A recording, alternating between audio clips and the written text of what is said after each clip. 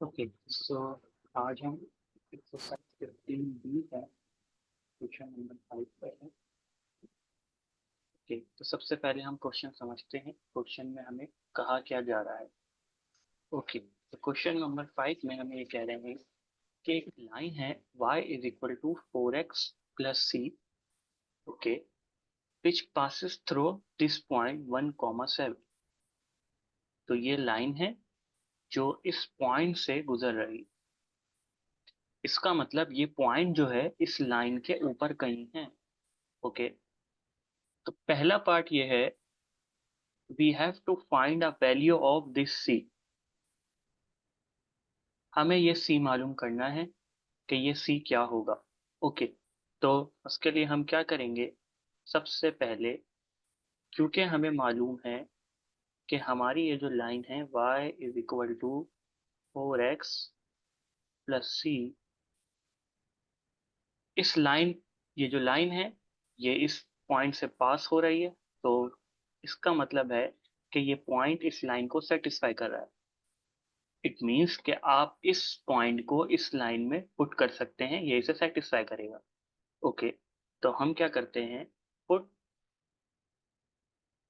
Point 1,7 इन above equation. और हम put उसी वक्त कर सकते हैं कोई भी पॉइंट इस इक्वेशन में, हमें जब पता हो गारंटीड के ये पॉइंट जो है वो उस लाइन को पास कर रहा है, या अदर वर्ड्स में कि ये जो लाइन है वो इस पॉइंट को पास कर रही है। तो किसी भी सवाल में जब भी आप कोई पॉइंट जो है किसी लाइन में पुट करके कैलकुलेशन करेंगे, तो उसमें ये ज़रूर आपको गारंटी होनी चाहिए उसकी वर्डिंग से कि ये जो पॉइंट है जो आप इक्वेशन में पुट कर रहे हैं वो लाइन उससे पास हो रही है या नहीं। ओके तो अभी हमसे कहा क्या हुआ है कि ये जो लाइन है ये पास हो रही है इस 1,7 से, तो हम इस पॉइंट को इधर पुट कर सकते हैं। Okay so put point in above equation. तो व्हाट वी गॉट कि y की जगह 7 is equal to 4, x is 1 plus c। So it implies के c की जो वैल्यू है वो 1 4 4 उधर चला गया, 7 माइनस 4 इज 3। c की वैल्यू पार्ट ए में जो रिक्वायर्ड था वो फाइंड आउट। ओके दूसरे पार्ट में हमसे कहा हुआ है where does the line cross the y axis. हम अपने प्रीवियस लेक्चर में ये कॉन्सेप्ट पढ़ चुके हैं कि एक्चुअली में ये जो c होता है जो हम फाइंड आउट करते हैं c, ये y इंटरसेप्ट होता है। व्हाट डज इट मीन कि ये y इंटरसेप्ट होता है, कि ये वो पॉइंट होता है, this is the point where line cut y axis. और हमसे पार्ट बी में एक्चुअल में सी ही पूछा हुआ है दूसरी वर्डिंग के साथ कि where does the line cross the y axis. जो लाइन है वो y एक्सिस को कहाँ क्रॉस करेगी। सो एक्चुअली सी ही वो वैल्यू होती है जहां पर लाइन y एक्सिस को क्रॉस कर रही होती है। तो बी का answer B is 3। So the line cut the y axis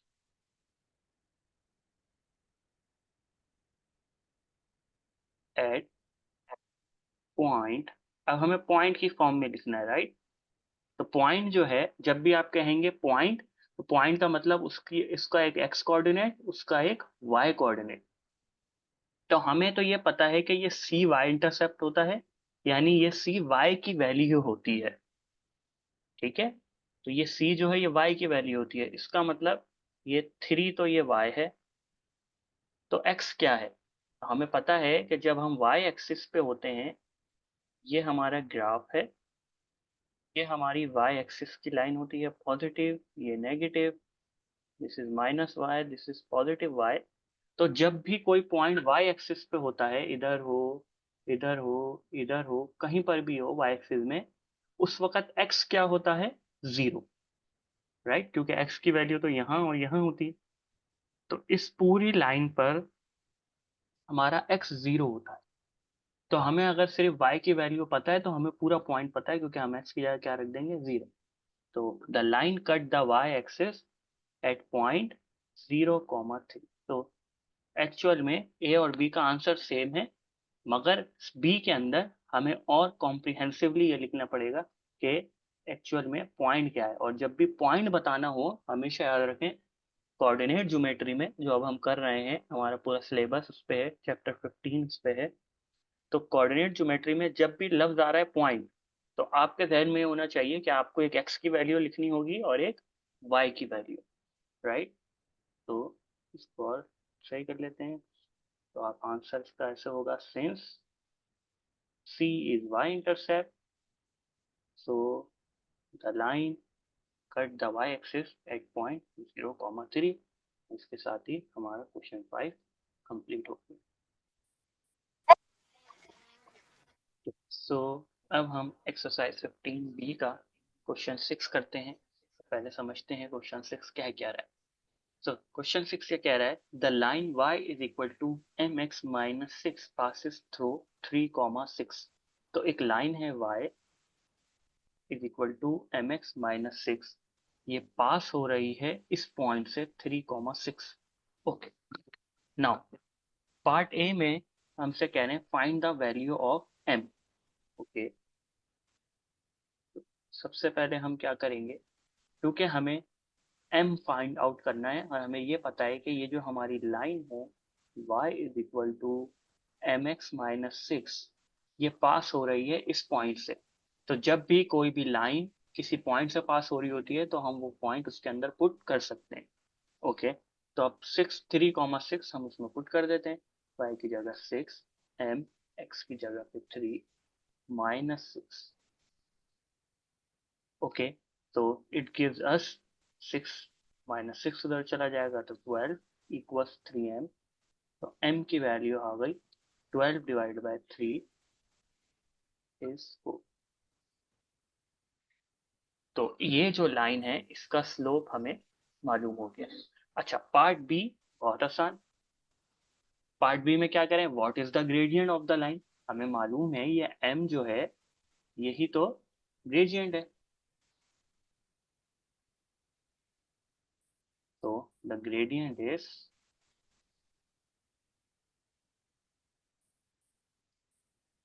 gradient of line is 4। चलिए, बहुत आसान सवाल था कि हमें जस्ट y की वैल्यू निकाल y और x रख के m की वैल्यू निकालनी थी। तो क्वेश्चन 5 और 6 में यही फर्क है कि दोनों सवाल बिल्कुल एक जैसे हैं, लेकिन उसके अंदर पहले 5 के अंदर जो है वो c अननोन था। ठीक है, काम वही करना था, आपने पॉइंट रखना था और c जो कि अननोन था उसे निकाल लेना था। क्वेश्चन 6 के अंदर सेम सिचुएशन है। अब 6 दिया हुआ है और m अननोन है, तो हमने काम वही करना है, y और x की वैल्यू रखनी है और जो हमारा अननोन है m वो निकाल लेना है। तो ये क्वेश्चन 6 भी हमारा कंप्लीट हो गया। ओके, सो अब हम एक्सरसाइज 15B का क्वेश्चन 7 करते हैं। क्वेश्चन 7 क्या रहा है।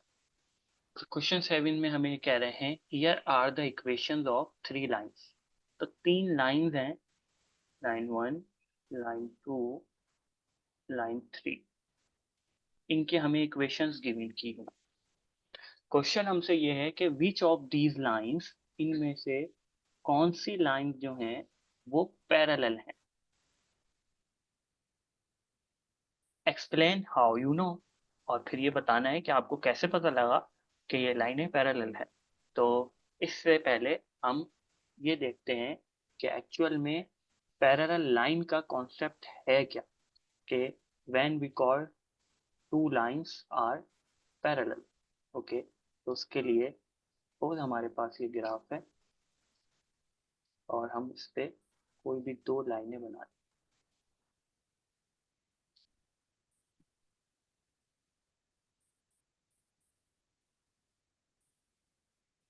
ओके, तो मैंने 2 लाइनें बना ली, एक विद एरो एक विदाउट एरो। नाउ ये जो 2 लाइनें मैंने बनाई हैं ये दोनों पैरेलल हैं। अच्छा, तो कैसे पता चला। तो ग्राफिकली ग्राफिकली अगर आपने देखना है कि दो लाइनें पैरेलल हैं या नहीं, तो आप ये देखें कि दोनों लाइनें बिल्कुल साथ साथ जारी होंगी और दे नेवर मीट। तो parallel line never meet with each other. Parallel line जो है वो एक दूसरे से कभी भी नहीं टकराती।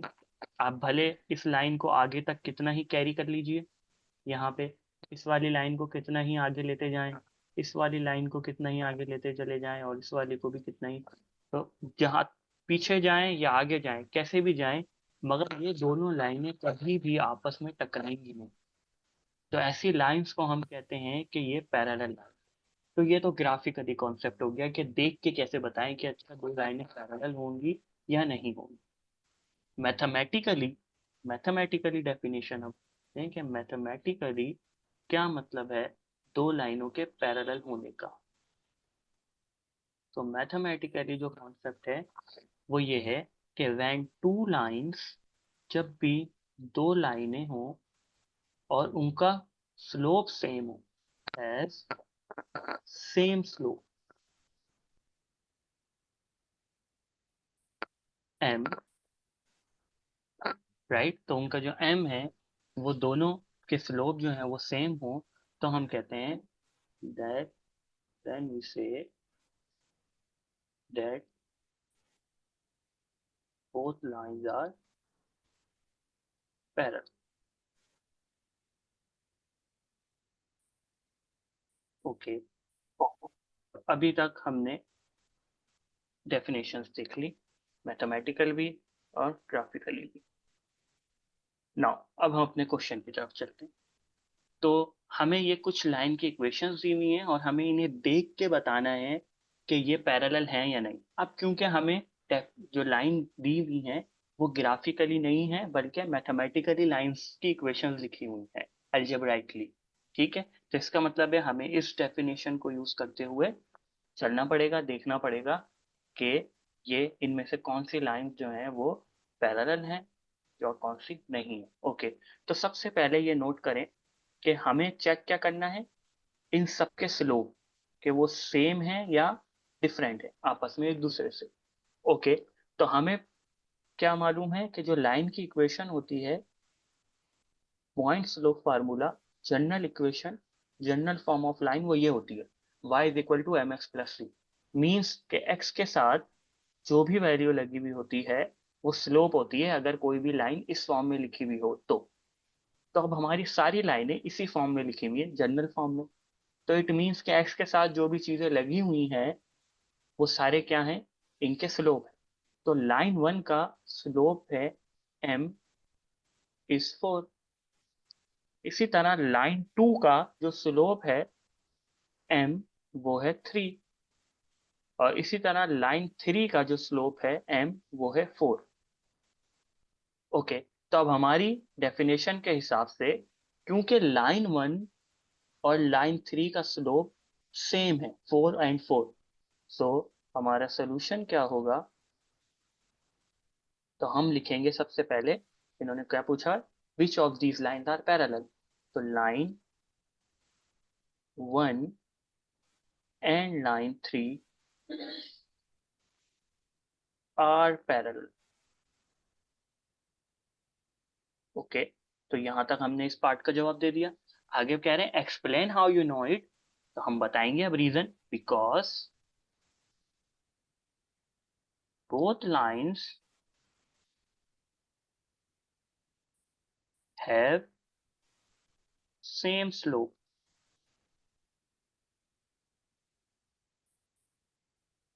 इसी के साथ हमारा ये क्वेश्चन है ये भी खत्म हो गया।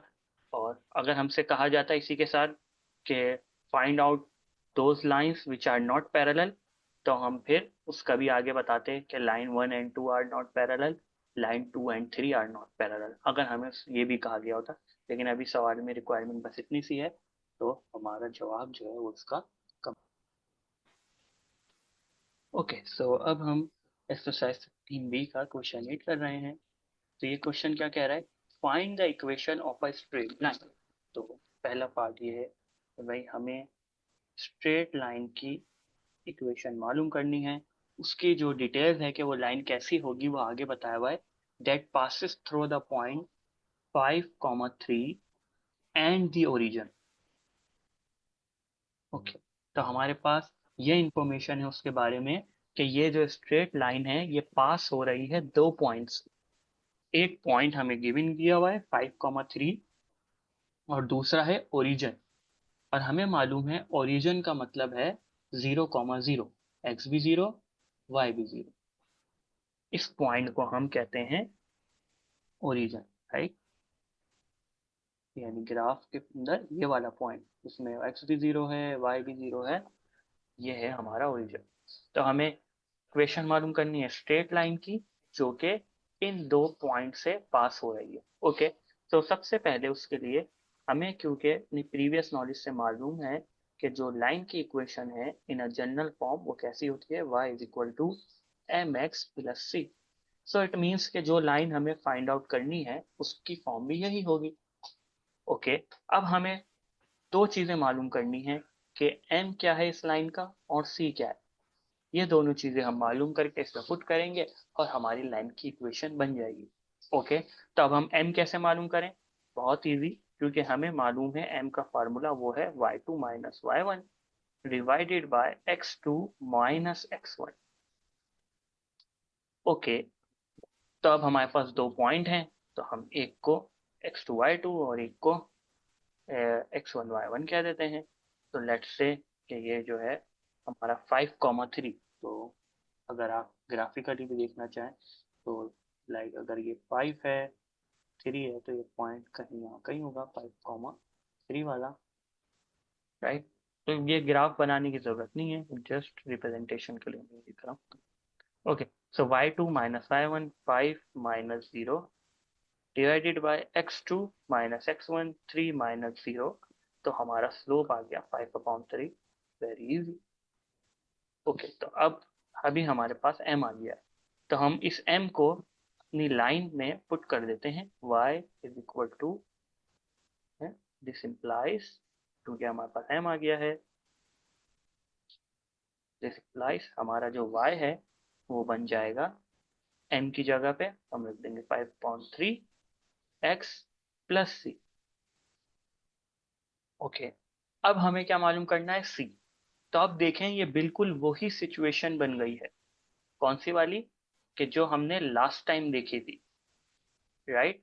तो लास्ट टाइम क्या सिचुएशन देखी थी हमने, कि भाई हमारे पास जो क्वेश्चन नंबर 5 के अंदर, क्वेश्चन नंबर या 5 के अंदर हमसे यही कहा हुआ था कि जब भी ये इक्वेशन हो और वो पास हो रही है इस पॉइंट से, तो हमें सी कैसे निकालते थे, वो पॉइंट इसके अंदर पुट करके। अब यहाँ पे हमारे पास सेम सिचुएशन वही आ गई है कि भाई वाई हमारे पास आ गया है 5/3 x प्लस सी।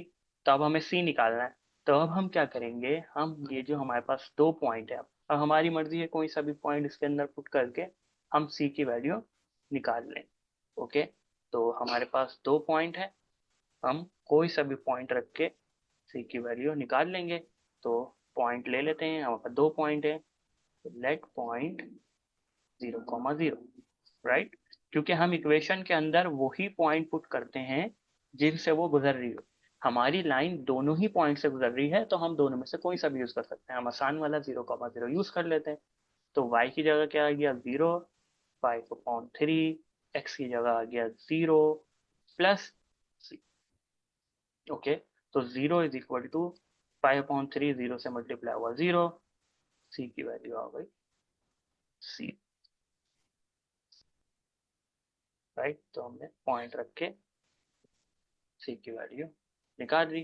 तो इसका मतलब है कि जो हमारी इक्वेशन लाइन की इक्वेशन बनी क्या थी, y is equal to 5/3 x plus C, C की जगह 0 रख दिया, तो y is equal to 5/3 x just. तो इसका मतलब है इसके अंदर क्या निकला है, हमारा c 0 निकला है।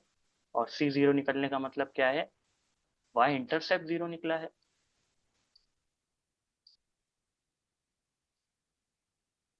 और y इंटरसेप्ट 0 का मतलब क्या है कि जो हमारी लाइन है वो कट कर रही है यहाँ y 0 है, और y 0 कहाँ है, तो मालूम है भाई y 0 यहाँ है, तो इसलिए तो हमारी लाइन यहाँ से कट करती हुई जा रही है। और इसी के साथ हमारा ये सोल्यूशन भी एंड हो गया क्वेश्चन 8 का।